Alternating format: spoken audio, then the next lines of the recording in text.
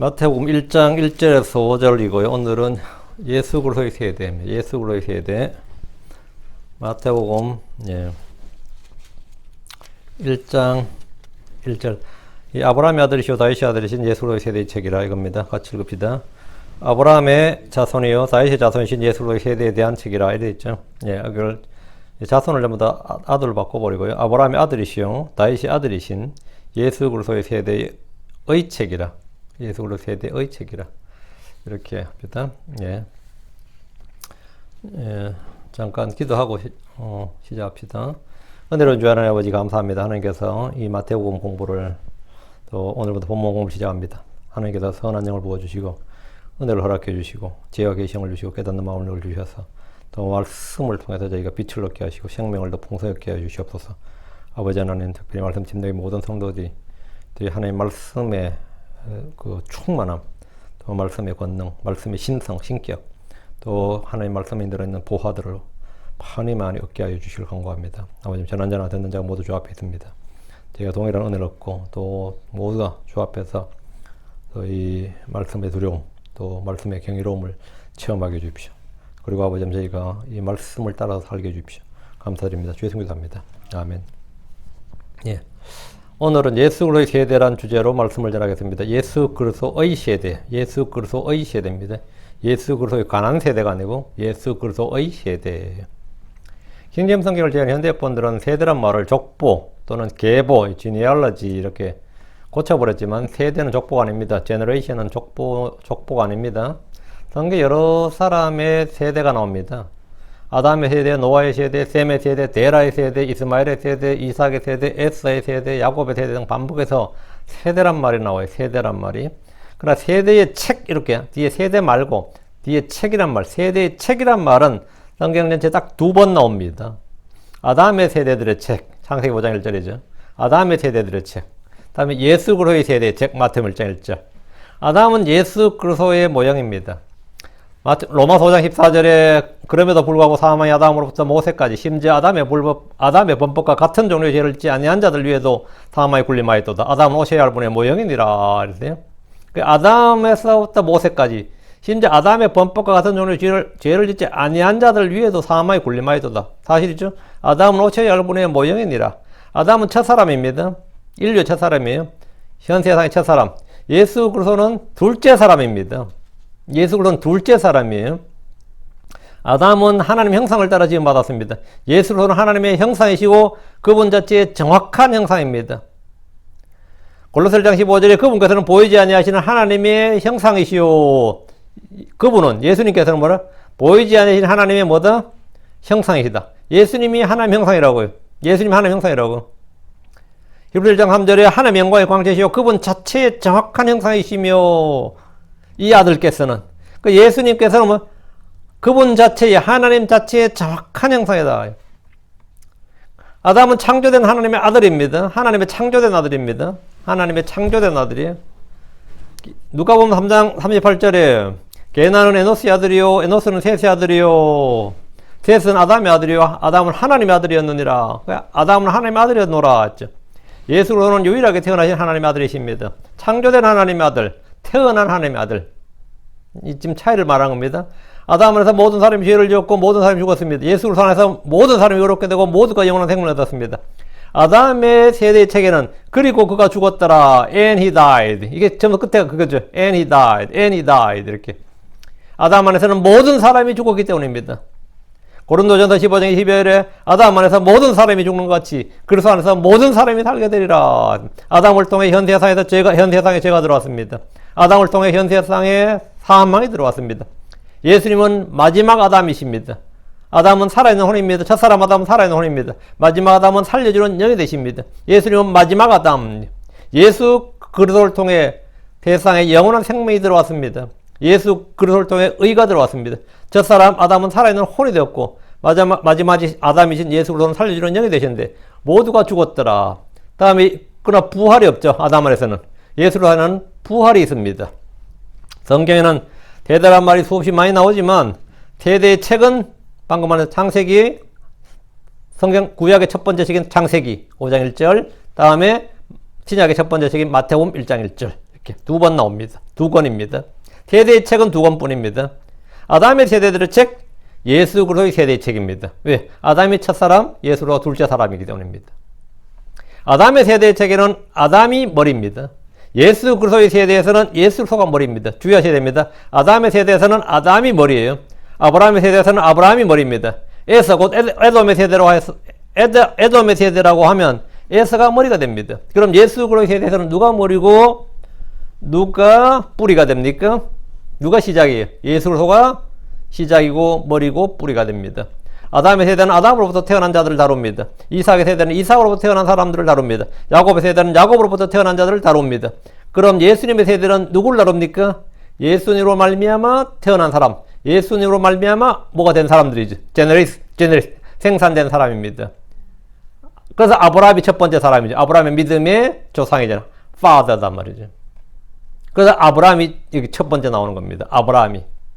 예, 믿음의 창시자로서 믿음의 조상은 누구다? 믿음의 창시자 예수 그리스도죠. 자, 믿음의 아버지 누구? 예, 아브라함이지. 그럼 예수님의 세대에서는 당연히 누가 저거예요? 예, 아브라함이 되겠죠. 예. 생명의 말씀이신 예수 그를 통해 태어난 자들. 그렇게 이 점에 오해가 없도록 해야 됩니다. 우리는 예수 그리스도의 세대입니다. 우리 모두 예수 그리스도의 세대예요. 우리는 예수님에 의해서 태어났기 때문입니다. 마태복음 1장 1절은 아브라함의 아들인 다윗의 아들이신 예수의 세대의 책이라고 말합니다. 이 책 안에는 특징이 뭐죠? 죽었더라가 없습니다. 아담의 세대들에서는 모든 구절에 죽었더라가 있는데 그리고 그가 죽었더라 그리고 그가 죽었더라 했는데 예수 그리스도의 세대에는 죽었더라가 없다. 이 책 안에는 죽었더라는 말이 사망 선고가 전혀 없습니다. 그분이 생명이시기 때문입니다. 예수님은 처음부터 계시던 생명의 말씀이셨습니다. 마태복음 1장은 신약 성경의 첫 페이지로 누구나 성경을 통독할 때 시작하는 첫 번째 장입니다. 뭐 처음부터 창세기부터 읽는 분도 있겠지만 보통 이제 성경 한번 읽어볼까 하면 신약 성경부터 읽으면 뭐죠? 마태복음 첫 번째 책이죠. 신약 성경 맨 처음 첫 장의 첫 소절이 아브라함의 아들인 다윗의 아들이신 예수의 세대의 책이라 이렇게 시작합니다. 신약 성경의 전체 성격을 규명해주는 말씀입니다. 아브라함의 아들이시요 다윗의 아들이신 예수의 세대의 책이라 하죠. 이게 정확한 의미가 아브라함의 아들인 다윗의 아들이에요. 아브라함의 아들이신 다윗의 아들인 예수의 세대의 책이라. 그래서 이제 이걸 우리말 운율을 좀 맞춰서 아브라함의 아들이시요 다윗의 아들이신 예수의 세대의 책이라 하는 거죠. 신약 성경 전체 성격을 규정해주는 말씀이다 이 말이에요. 구약은 아담의 세대들의 책이고 신약은 예수 그리스도의 책입니다. 예수 그리스도의 세대의 책입니다. 예수 그리스도의 세대는 세대들이 아니고 제너레이션스가 아니고 제너레이션 이렇게 단습니다. 한 세대밖에 없습니다. 한 세대밖에 없어요. 예수 그리스도 외에 다른 세대가 있을 수 없기 때문입니다. 마태복음을 기록한 마태는 레이라는 이름으로 세관에서 일을 했던 세관 공무원이었습니다. 세리다, 세리. 레이라는 이름에서 여러분 뭔가 느끼는 것이 있을 겁니다. 레이, 이름이 레이잖아요, 레이. 야곱의 12아들 중에서 레이가 있습니다. 레이 지파에서 모세가 나오고 대제사장 아론이 나옵니다. 레이라는 이름은 레이 지파, 레이윈이라는 이름만으로도 종교적입니다. 세리 레이는 세관에서 주님의 부르심을 받았습니다. 마가복음 2장 14절에 그리고 그분께서 지나가시면서 알페의 아들 레이가 세금 받는 곳에 앉아있는 걸 보시고 그에게 말씀하시기를 나를 따르라. 이에 그가 일어나 그분을 따랐더라. 레이는 세관에서 세금 받는 일을 하다 나를 따르라는 주님의 부르심을 받고 그분을 따랐습니다. 이 사람이 바로 마태복음의 저자 마태입니다. 마태복음 10장 3절 빌립과 바돌로메와 도마와 세리 마태와 알페 아들 야고보와 별명이 다데온 렙베오요 이러면서 쭉 제자들 이름을 사도들 이름을 대는데 여기 보면 그냥 빌립과 바돌로메와 도마와 마태와 야고보 이렇게 안 나오고 사이에 마태 앞에는 뭐가 들어갔어요? 직업을 딱 밝혀놨죠. 응? 세리 마태와 이렇게 세리 마태와 마태는 자신이 직접 쓴 마태복음에 자신의 이름을 그냥 레이나 마태라고 하지 않고 세리 마태와 이렇게 말합니다. 제사장 마태, 서기관 마태, 율법사 마태가 아니라 세리 마태입니다. 세리 마태. 이는 조선시대의 백정 누구누구, 포주 누구누구 이런 말과 쓴 겁니다. 참으로 불명예스럽고 밝히기에 너무나 더럽고 언급조차 하기 싫은 이름에 속했습니다. 그러나 그는 자신을 떳떳하게 세리 마태 이렇게 말하고 있습니다. 구원받은 혼들은 지난날의 아픔이나 상처나 약점이나 허물이나 죄악된 생활로 현재 자신이나 현재 삶에 전혀 영향을 받지 않습니다. 지난날에 정가 4범 이재명 부끄럽까? 정가 14범 이명박 어때요? 어떻게? 살인마 뭐 누구? 자기가 지금 전혀 그게 아닌 사람, 극복된 사람에게는 아마 그런 사람이 만약 나오면 간증할 때, 전직 조직 깡패, 두목, 무슨, 양은이파 주목, 양은이 전도사입니다. 이런 거 있잖아. 나 그 진짜 믿을 수 있을지 모르겠지만, 어쨌든 나오더라고요. 간증에도 자주 나오더만. 조양은인가? 양은이가 아니고 조양은인가 보다. 양은이파 두목 조양은입니다. 그 양반이 그냥 저게 아니잖아요. 그런 식이란 말이지. 근데 그게 그 사람에게 굉장히 수치스럽고 더러운 이름일 것 같지만 사실은 그게 지금은 뭐가 된 거죠? 네임밸류야. 그걸로 장사해요. 그게 부끄러울 이름인지 몰라도 사실은 그게 마케팅이야. 전직 양은이파 두목, 조폭 두목, 누구. 이게 지금은 자기의 큰 뭡니까? 저거라고. 근데 지금 마태가 지금 그래요. 세리마태. 안길 어디서나 그런 자신을 떳떳하게 세리마태 이렇게 말하고 있습니다. 구원받은 혼들, 주님 앞에서 상처가 치유받고 회복된 사람들의 혼들은 지난달의 뭐에 대해서 그렇게 그 사람이 타격을 받지 않습니다. 남들은 그거 까발리면 그 사람이 더 이상 목사도 못하고 사도도 못하고 선교사도 못할 것 같죠? 전혀 그렇지 않습니다. 그 사람에게 전혀 타격이 되질 않습니다. 전혀 전체 현재 삶에 전혀 영향을 받지 않습니다. 우리는 이미 치유받았고 상처는 모두 암으로 흉터가 되었기 때문입니다. 예수님 당대의 세리는 창녀와 더불어 공인된 2대 죄인들 중에 하나였습니다. 세리는 사람들에게만 무시와 천대를 받았던 것이 아니라 우리 주님께서도 말씀 중에 세리를 천한 죄인들로 분류하셨습니다. 우리 주님 입에서 그 말이 나와요. 마태복음 5장 41절 41절에 너희가 너희를 사랑하는 자들을 사랑하며 무슨 보상을 받겠느냐? 세리들도 그와 같이 하지 아니하느냐? 이렇게. 세리들도 그와 같이 하지 아니하느냐? 세리도 그렇게 하는데 이 말은 뭐야? 세리를 뭘로 보는 거예요? 또 너희가 너희 형제에게만 무난하면 다른 사람들보다 더 많이 행한 것이 무엇이냐? 세리들도 그렇게 하지 아니하느냐? 주님께서 계속 반복한 직업이 뭐죠? 세리들도 그와 같이 하느냐? 세리도 하는 짓을 이 말은 무슨 말이에요? 세리들도 하는 짓인데, 그러니까 가장 저층, 가장 하층, 가장 보잘것없는 사람들을 말씀하실 때 주님께서 세리들도 이랬다고. 세리들도 그와 같이 하지 아니하느냐 이렇게. 세리들도 그와 같이 하지 않느냐 이렇게. 주님은 세리들도 그렇게 하지 않느냐 이렇게 하셨습니다. 세리들도 하는 일이라고 하심으로 세리란 사람들은 죄인들의 대표격으로 사용되었고 그렇게 다 인식되었습니다. 우리 주님도 그렇게 사용하셨어요. 다른 직업과 달리 세리들은 특별히 따로 떼어내어서 죄인들의 무리로 지칭하신 예는 얼마든지 있습니다. 세리들과 죄인들 이런 편이고 세리와 죄인들, 이교도나 세리들, 세리들과 창녀들, 바리새인과 세리. 성경이 다 묶여서 나올 때마다 나오는 하나의 직업이 뭐죠? 세리입니다. 세리예요. 세리. 예수님을 대적하고 모독하는 사람들은 언제나 예수님을 세리들과 연관시켰습니다. 예수님은 세리들의 친구요 이랬죠.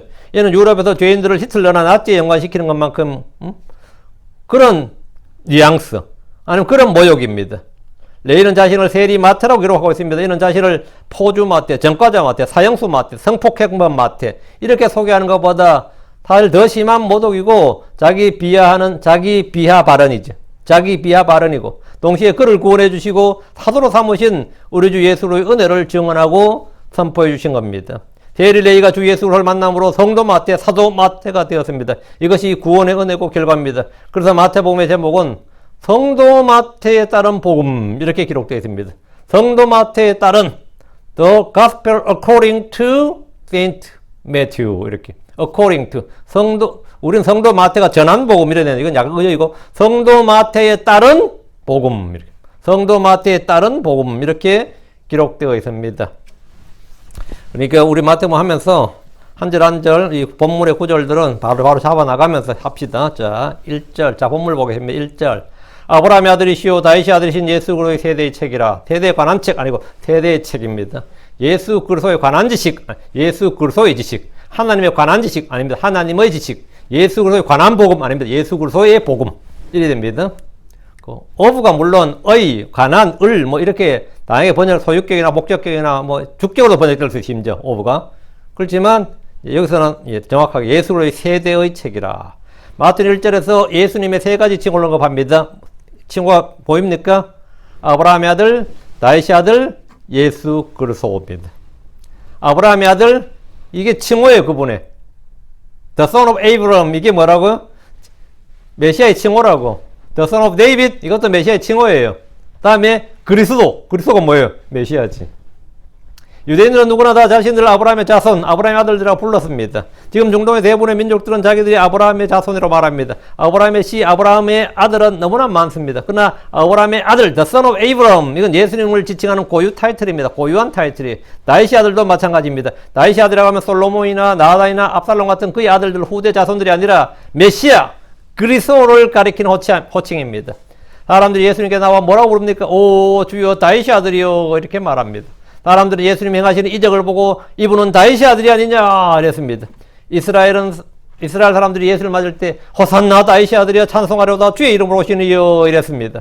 심지어 성전 안에서 놀던 아이들도 호산나 다윗의 아들이여 이렇게 말합니다. 다윗의 아들은 그리스도란 뜻입니다. 그리스도를 지칭하는 타이틀입니다.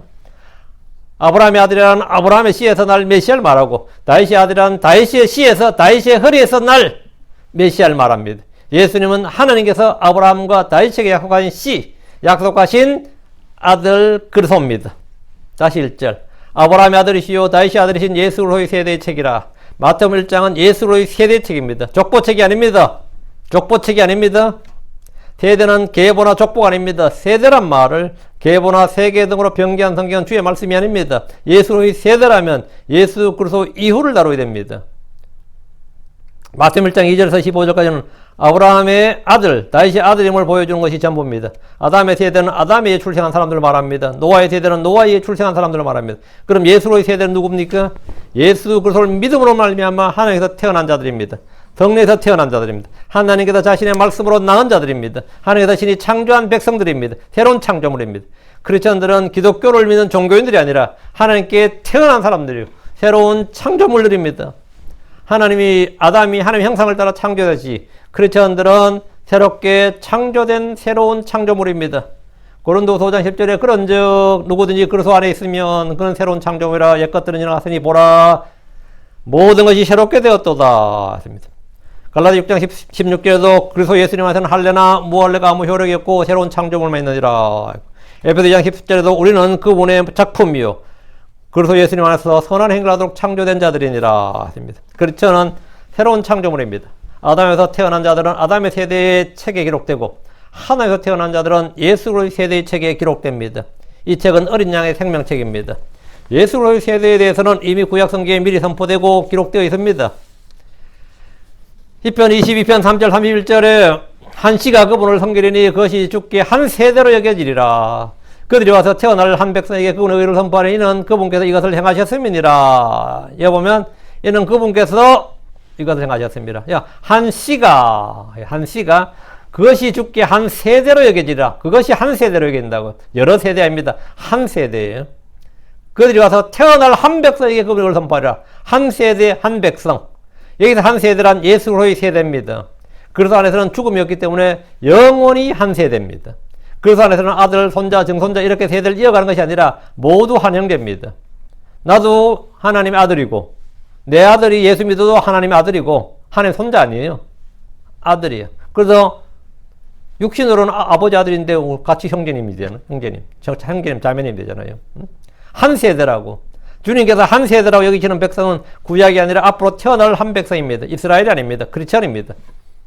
시편 102편 18절 이것이 다가올 세대를 위해 기록되리니 곧 창조될 백성의 주를 찬양하리라. 이것은 다가올 세대를 위해 기록되리니 곧 창조될 백성 크리스천들이단 말이죠.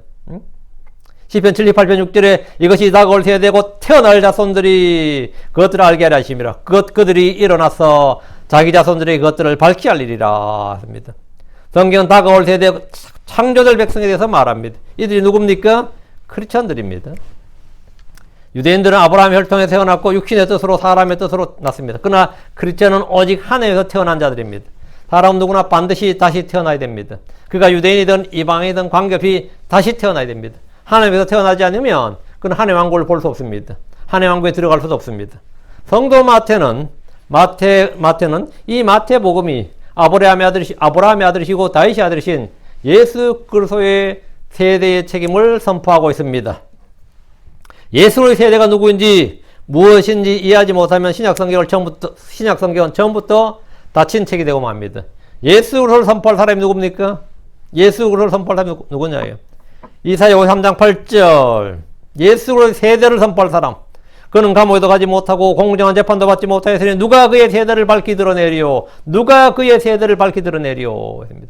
그는 산자들의 땅에서 끊어졌으며 내 백성의 범죄로 인하여 매를 맞았도다. 성도 마태는 1장 1절에서 그의 세대, 즉 예수 그리스도의 세대를 밝히 드러내고 있습니다.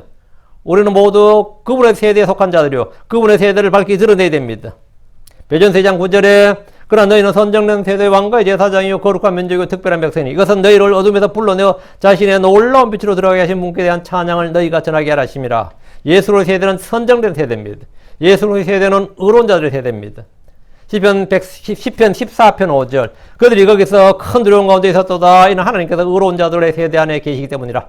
의로운 자들의 세대 안에 계시기 때문이라. 하나님은 지금 의로운 자들의 안에 계십니다. 의로운 자들, 성도들 안에 계십니다. 다시 1절 아브라함의 아들이시요 다윗의 아들이신 예수로의 세대의 책이라. 성경에서 세대에 관한 책은 둘밖에 없다 그랬죠. 세대란 말은 창세기에만 10번 나옵니다. 성경 전체로는 144구절에 나옵니다. 세대의 책이란 말은 구약의 첫 번째 책인 창세기와 신약의 첫 번째 책인 마태복음에 각각 한 번씩 나옵니다. 창세기 5장 1절에 이것은 아담의 세대들에 대한 책이라 하죠. 하나님께서 사람을 창조하신 날에 하나님 모양대로 그를 만드시되 첫 사람 아담의 세대와 둘째 사람이요 마지막 아담이신 예수의 세대가 전부입니다. 모든 사람은 아담의 세대들에 속하든지 예수 그리스도의 세대에 속하든지 둘 중 하나입니다. 아담의 세대들은 아담 안에서 모두 죽습니다. 아담의 세대들은 죄를 지은 이후에 아담 형상, 아담의 모습을 따라 태어났습니다. 예수 그리스도의 세대에 속한 자는 영원 죽지 않습니다. 우리는 모두 하나님 형상이신 예수 그리스도의 모습, 예수의 형상을 따라 태어납니다. 예수로서는 아들이신 그분의 형상을 따라 지음받고 자라납니다. 2절 아브라함은 이삭을 낳았더라. 그리고 이삭은 야곱을 낳았더라. 그리고 야곱은 유다와 그의 형제들을 낳았더라. 그냥 단순 서술이죠. 역사의 기록을 사들은 건 아브라함은 이삭을 낳았더라. 그리고 이삭은 야곱을 낳았더라. 그리고 야곱은 유다와 그의 형제를 낳았더라. 아주 간단한 단순 서술입니다. 2절부터 6절은 아브라함의 아들이신 예수 그리스도를 기록하고 있습니다. 예수로는 아브라함의 씨입니다. 아브라함은 하갈에게서 이스마엘을 낳았고 사라에게서 이삭을 낳았고 그두라 사이에서 다른 아들들로 낳았습니다. 유대인들은 모두 예의 없이 자신들이 아브라함의 아들, 아브라함의 자손이라고 말합니다. 중동의 무슬림들은 또 대부분 자신들이 아브라함의 후손이라고 주장합니다. 요한복음 8장 19절에 그들이 그분께 대답하여 말하기를 아브라함이 우리 아버지니라. 아브라함이 우리 아버지니라. 유대인들은 다 그렇게 말합니다. 아브라함이 우리 아버지라고.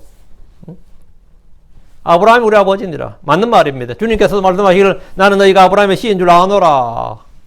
주님께서 인정하셔 나는 너희가 아브라함의 씨인 줄 아노라. 이렇게. 주님은 세리사교에게 그도 아브라함의 자손인즉 이날 구원이 집에 이르렀도다. 이렇게 말씀하셨습니다. 그들은 분명히 아브라함의 자손들이요 아브라함의 줄기에 속한 자들이었습니다. 사도들 역시 그 사실을 정확히 말해줍니다.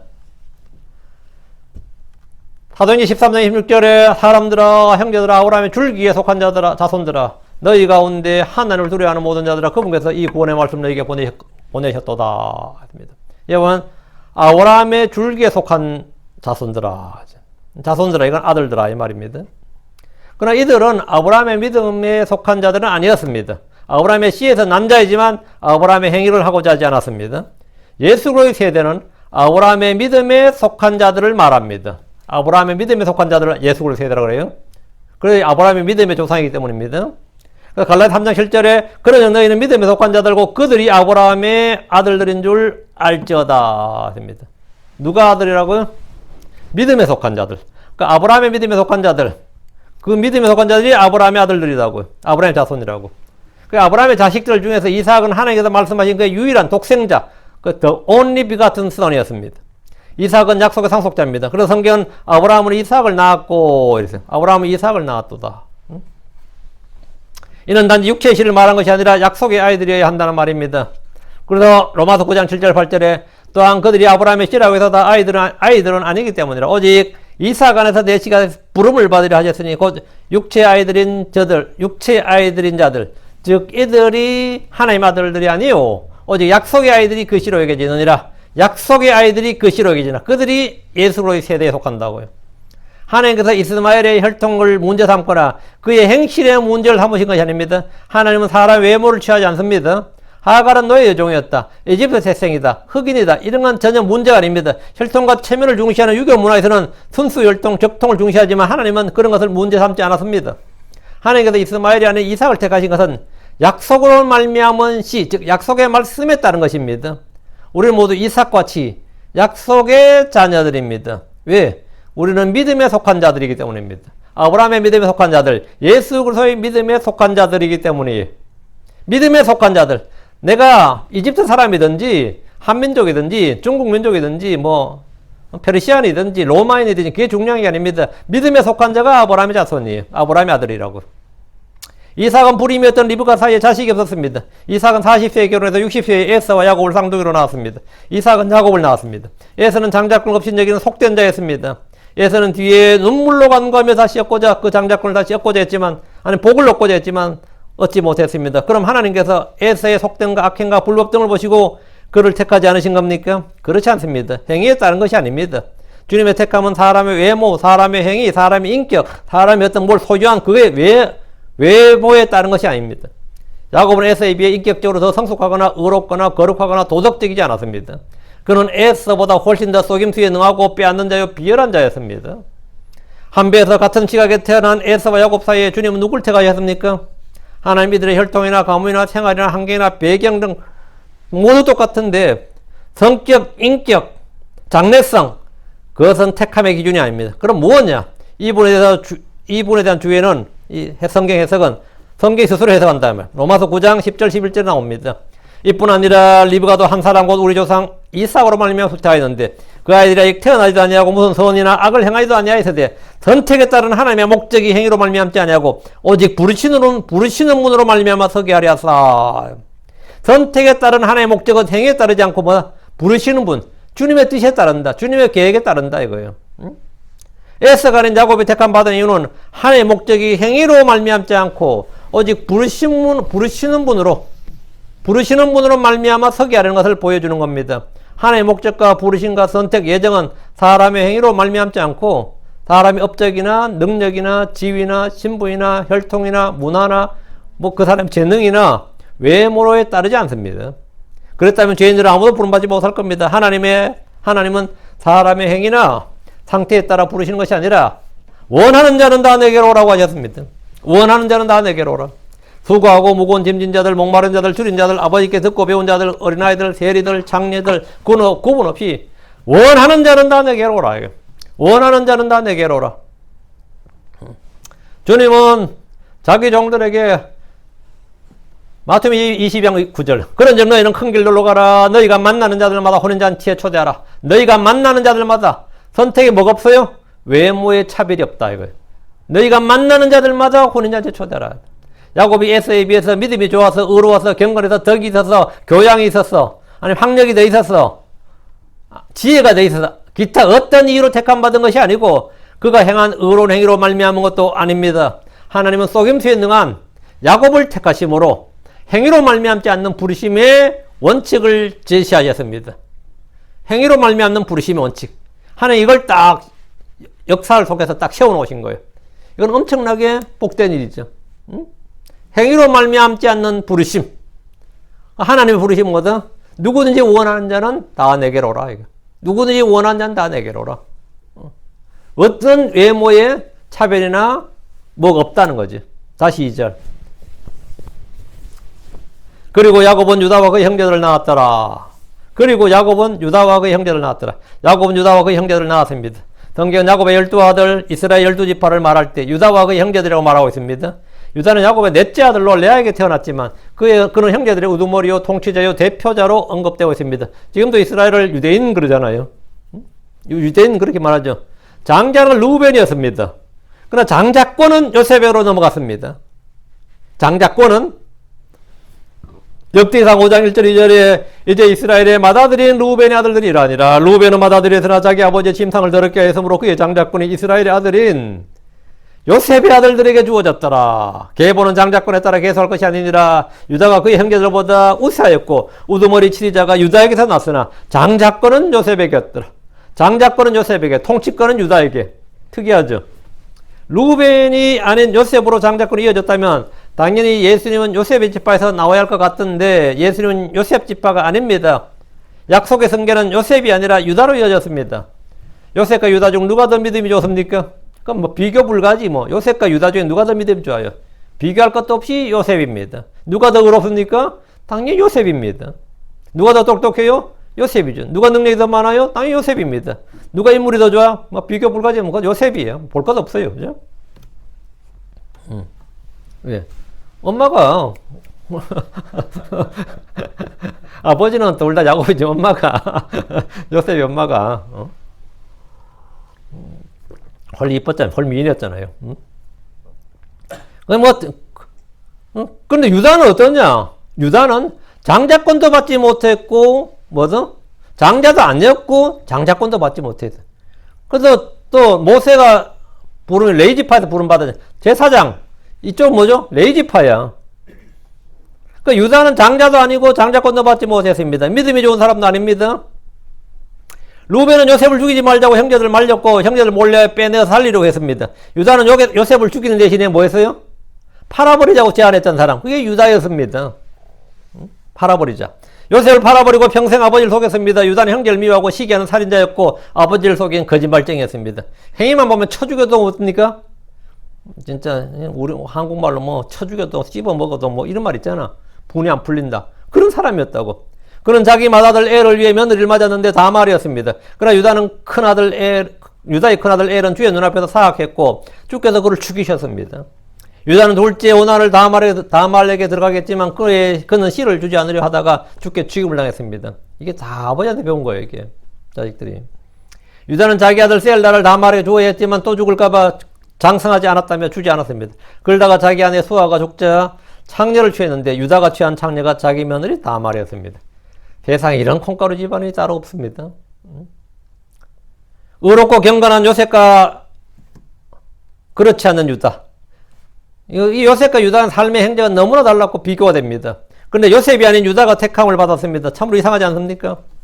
요셉은 경건한 의인이고 아버지 야곱의 사랑을 받은 유일한 아들이었고 그는 여러 차례 믿음으로 시험을 이겨냈고 죄의 유혹을 피했고 예수 그리스도의 모형이 될 만한 그런 행적들이 너무나 많습니다.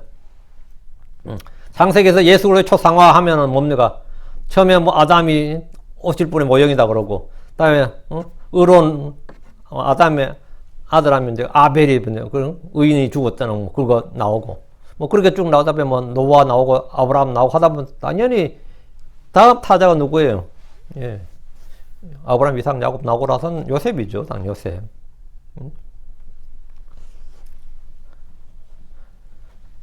요셉은 여러 차례 믿음으로 시험을 이겨낸 사람, 말씀이 임해서 단련받은 사람, 죄의 유혹을 이긴 사람, 의인이지.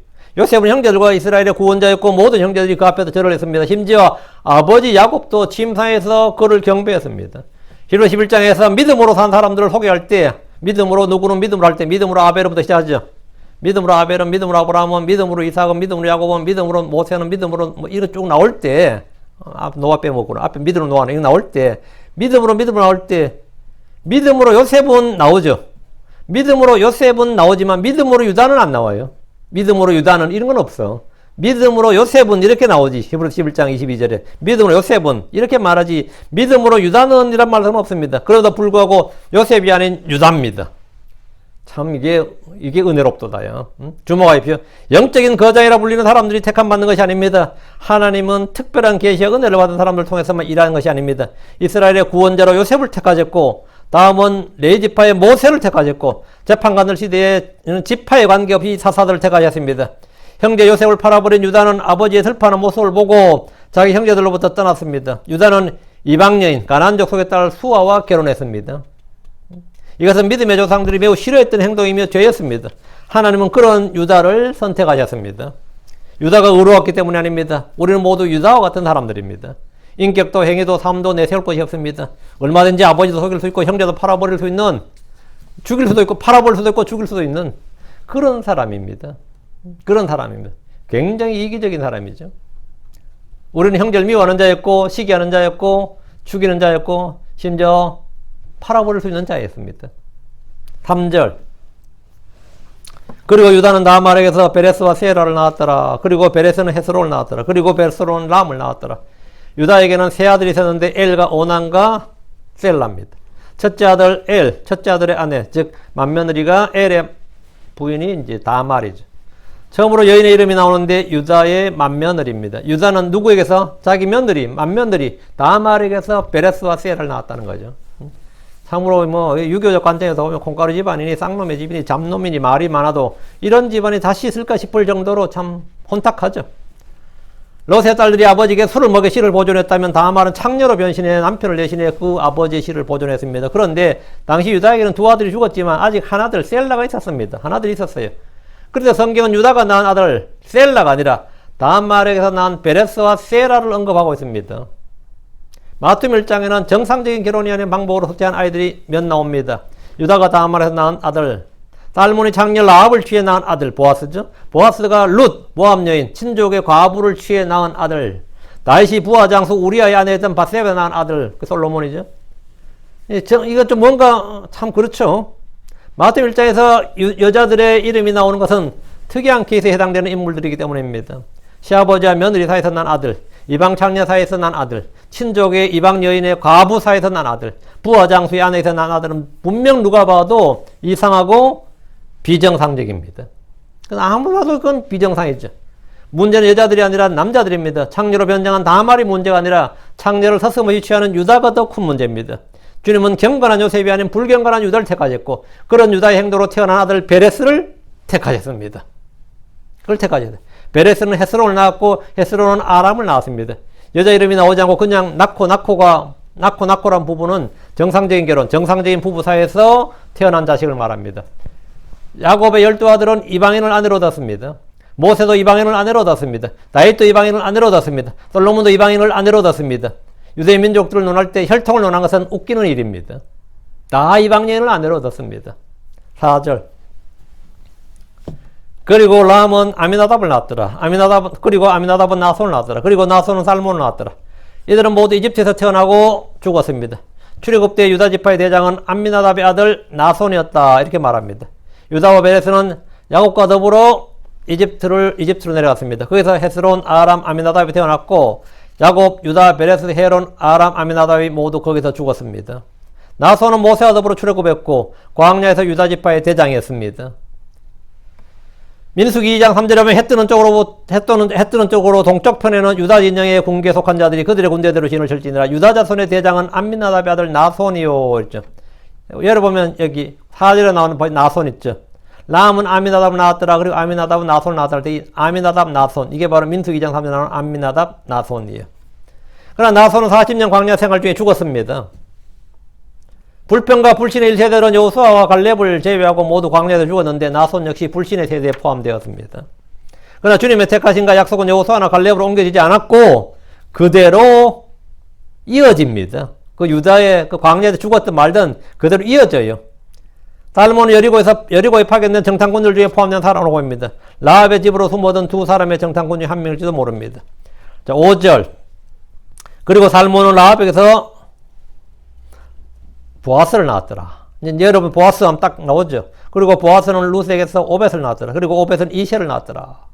살몬은 요수아와 더불어 가나안 정복 전쟁 때 입성했습니다. 라합은 여리고에 창녀였습니다. 기생이 아니고요. 창녀였습니다.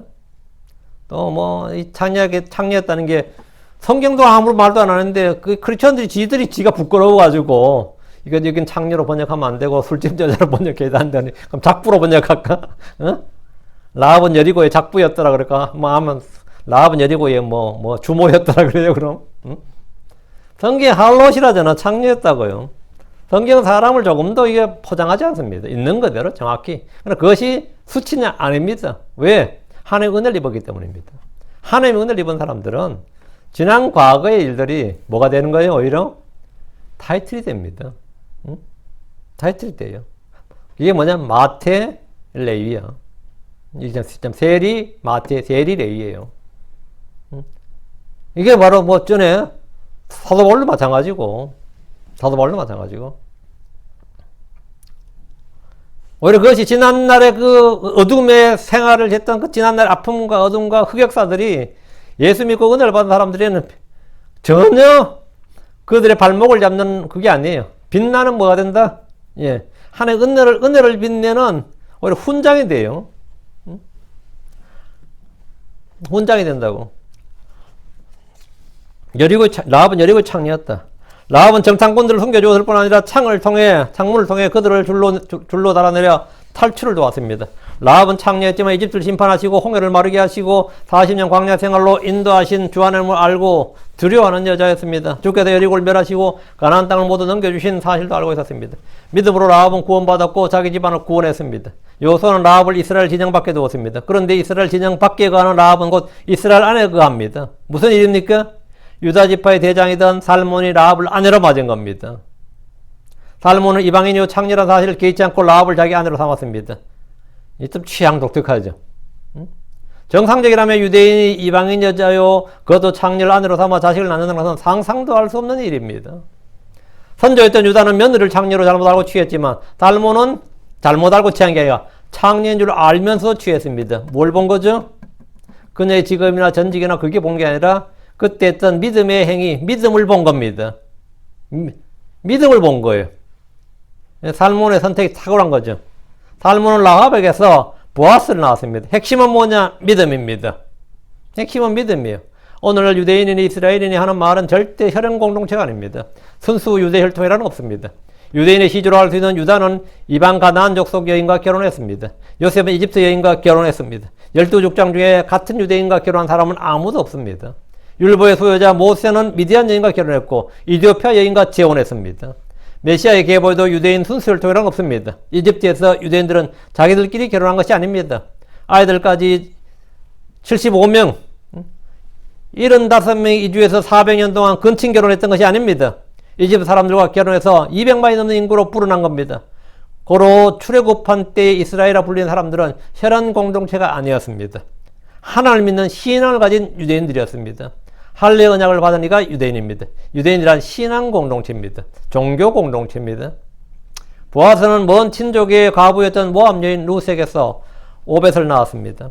모압 여인 루시 과부의 처지로 나오미를 따라 유대 땅으로 온 것은 믿음 때문이었습니다. 룻은 하나님을 믿는 신자였습니다. 핵심은 믿음입니다. 룻기 1장 16절 17절에 룻이 이르되 나보고 어머니를 떠나며 어머니를 따르지 말라고 돌아가라고 강간하지 마소서. 어머니께서 가시는 곳에, 어머니 전부 다 오요. 당신께서 가시는 곳에 나도 가고, 당신께서 머무는 곳에 나도 머물리라. 당신의 백성이 내 백성이 되고, 당신의 하나님이 내 하나님 되시리니, 당신이 죽는 곳에 나도 죽고 거기 묻힐 것이나, 만일 죽는 일 외에 어떤 다른 것이 나와 당신을 갈라놓으면, 어머니, 당신이 누구냐? 어머니예요. 그 시어머니죠. 응? 예, 나옴이라고. 나와 당신을 갈라놓으면, 주께서 내게 벌을 내리시고 또 내리시기를 원하나이다. 아멘. 원하나이다.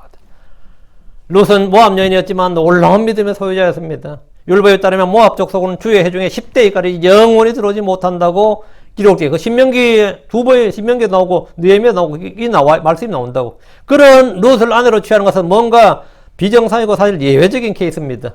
창녀로 변장을 한 며느리다 한 말, 여리고의 창녀였던 라합, 과부였던 모압 여인 등을 통해서 자식을 얻는 것이나 거기서 난 자식이 약속의 상속자가 된 것은 놀라운 일입니다. 공통점은 뭐냐? 여자들이 모두 믿음이 있었다는 거예요. 여자들이 모두 믿음이 있었다. 이게 정말 중요한 겁니다. 여자들이 믿음이 있어야 된다. 오늘 유대교에서도 유대인으로 인정할 때 여자가 유대인이고 믿음이 있으면 그에 태어난 사람은 뭘로 하는 거죠? 유대인으로 봐요. 디모데를 유대인으로 볼까 안 볼까?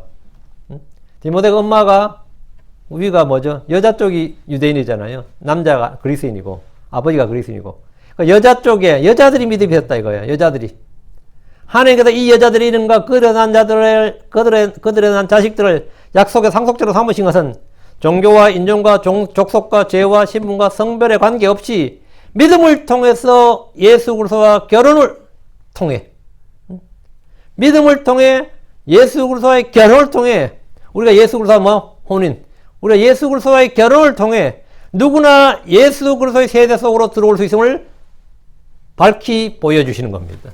이 본문이 바로 그걸 보여주는 겁니다. 누구나 예수 그리스도의 세대 속으로 들어올 수 있다. 이거예요. 누구나 믿음으로 예수 그리스도의 세대의 책에 기록된다. 누구나 예수 그리스도의 세대가 된다는 겁니다. 그것이 바로 이 마태복음 1장에서 지금 1장에서 가르쳐주는 핵심 진리예요. 누구나. 그래서 어떤 외모에 따르지 아니하고 하나님의 부르신가 그 사람의 믿음에 따라서 그 믿음에 따라서 예수 그리스도의 세대가 된다. 이게 오늘 5절까지의 핵심입니다. 자, 계속해서 예, 다음 시간에 계속해서 하겠습니다. 6절부터는 다음 시간에 하겠습니다. 오늘 예수 그리스도의 세대라 했는데 예수 그리스도의 세대라 했는데 이 말씀에 한 절 한 절을 당기 상세하게 좀 깊이 있게 다루고자 합니다. 여러분이 마태복음에 나오는 이 사람들 이름만 쭉 봐도 구약의 역사들이 쫙 깨어야 됩니다. 예. 자, 그럼 잠깐 기도하고 마칩시다. 위대하고 거룩한 주 하나님 감사합니다. 하나님께 전해주셔서 주의 말씀을 선포해야 됩니다. 선포된 모든 말씀들이 성도들한테 잘 전달되게 해주시옵소서. 또 말씀을 잘 받게 하시고 아버지 하나님, 아버지의 뜻, 아버지의 마음, 아버지 계획 하나님의 그 말씀이 문자 그대로 또 아버지 하나님 저희한테 선명하게 새겨지게 하시고 아버지 저희가 주님의 부르심이 어떠한지 또 저희를 예수의 세대 속으로 또 하나님의 아들들이 되게 해주신 그 은혜를 다시 생각하고 기억할 수 있게 해주십시오. 아버지 하나님, 저희가 주의 말씀으로 하나님께서 저희를 태어나게 하셨고 하나님 아들로 삼으시고 약속의 상속자 삼아주셨는데 아버지 저희가 이 기쁨과 이 은혜를 늘 좀 잊지 않게 해주십시오. 그리고 이것으로 해서 저희가 누리는 평강과 기쁨이 넘치게 해주십시오. 감사드립니다. 주의 성기도합니다. 아멘.